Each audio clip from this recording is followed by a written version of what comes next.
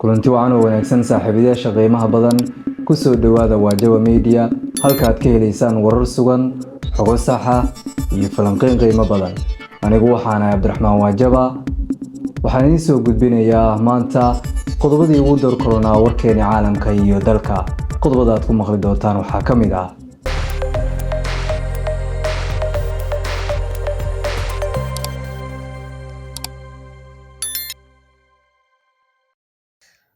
muxuu ku soo dhamaaday kulankii dhaxmaray madaxweyne Xasan Sheikh iyo madaxda uu hogaaminayo Sheikh Shariif madaxweynaha Djibouti oo Israa'iil uga digay qorshe ay damacsan tahay waxaad kaloo aad maqli doontaan Puntland oo xabsiga dhigtay in loo haysto tacadi ka dhacay Liibiya kula wasiirada Jubbaland oo ka shiray amniga deegaanadaasi Turkiga oo dhawaan bilaabaya mashruuc guul weyn u horseedi doona Soomaaliya qodobadaas iyo qodobo kale ayaad ku maqli doontaan barnaamijkeena u diyaar garooba rabtaa inaad la jaanqaado xawaaraha dunida tiknoolajiyada baraadinaysa qalab tayo leh oo aad isku haleyn karto haddaba ku soo dhawow hadaf technology halkan waxaan kugu diyaarinay laptopsyo tayo leh mobilada ugu casrisan oo ila jiraan agabkooda shaashadaha waaweyn iyo dhammaan qalabka IT-ga aad ugu baahan tahay shaqadaada iyo gurigaagaba haddii aad tahay qof ku jira saaxadda warbaahinta gaar ahaan baraha bulshadu waxaan ku haynaa mikrofoono iyo qalabka studio-da oo dhameystiran agab kasta oo IT-ya wixii qalab aad ugu baahato xafiis ama guri tayo caalami ah adeeg la isku haleyn karo iyo qiimo kugu habboon waa halka aad kaga iibsan karto qalabka electronics-ka hadaf technology xarunteenu waa Baydhabo agaarka Shaneem Shantraal ha sugin maanta soo booqo hadaf technology hirka tiknoolajiyada mustaqbalka hadafkeenu waa inaan kugu xirno mustaqbalka tiknoolajiyada nagala soo xiriir taleefanada shaashadaha kaaga muuqda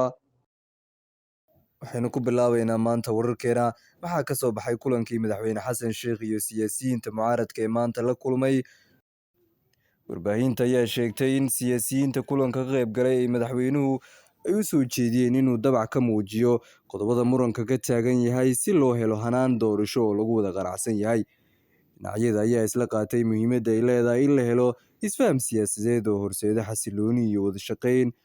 ilo xogaala ayaa sidoo kale xaqiijiyay in madaxweyne Xasan Sheikh uu kulanka ka muujiyay rajo ka aadan in la abuuri karo jawi is-afgarad oo xal waara laga gaaro arrimaha taagan ugu dambeyn dhinacyadu waxay ku heshiiyeen in la qabto kulan kale oo sii ambaqaada wada hadallada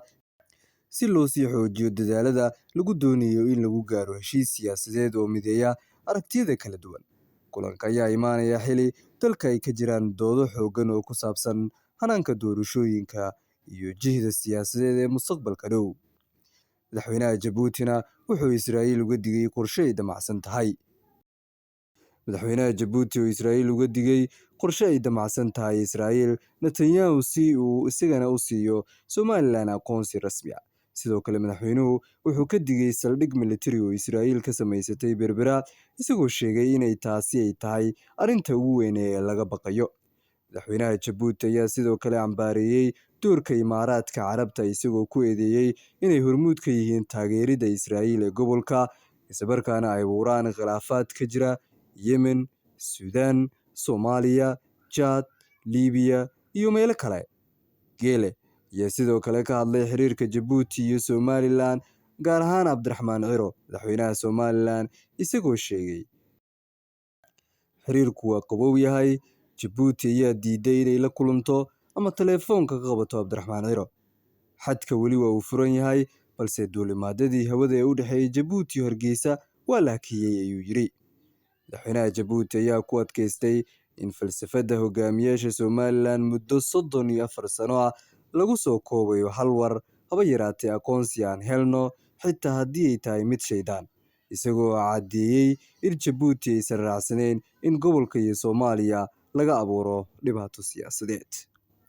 Puntland oo xabsiga dhigtay nin loo haysto tacadi ka dhacay dalka Liibiya